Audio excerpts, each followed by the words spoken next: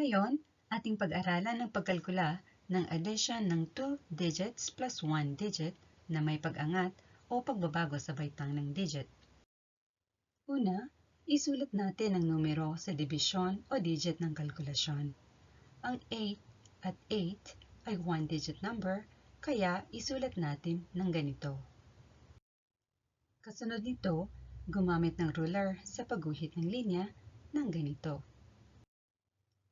Simulan sa 1 digit ang pagkalkula. Ang 8 plus 8 ay 16.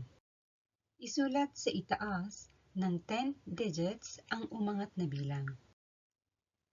Kasunod nito, magkalkula sa 10 digits. Ang 1 plus 9 ay 10. Isulat ang 0 sa posisyon ng 10 digits.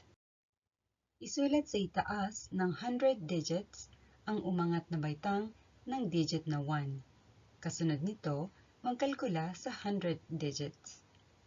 Panghuli, isulat ang sagot ng equation na nasa itaas. Dito nagtatapos ang ating kalkulasyon. Subukan nating magsanay. Pindutin pansamantala ang pause icon, ating unawain ang katanungan sa pagsasanay. Pindutin ang play icon kapag natapos sagutin ang katanungan. Ating lagyan ng marking na below. Ngayon, magtugma tayo ng sagot. Number 1, 99 plus 9. Nakalkula ba ninyo na hindi kinalimutang isulat ang iniangat na bilang? Ang sagot ay 108. Pangalawa, 97 plus 8. Ating alamin ang solusyon ng number 2 tulad sa unang tanong.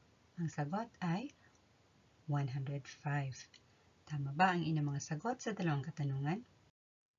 Panghuli, depasuhin natin ang inaral natin ngayon. Basahin natin ang number 1 hanggang number 8. Number 1.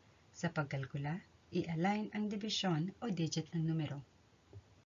Number 2. Gumamit ng ruler sa pagguhit ng linya. Number 3. Magkalkula mula sa 1 digit.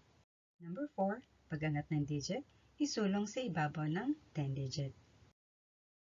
Number 5. Magkalkula mula sa 10 digit. Number 6. Pag-angat ng digit, isulong sa ibabaw ng 100 digits. Number 7. Magkalkula mula sa 100 digits. Number 8. Isulat ang sagot. Ito ang katapusan ng ating pag-aaral sa araw na ito.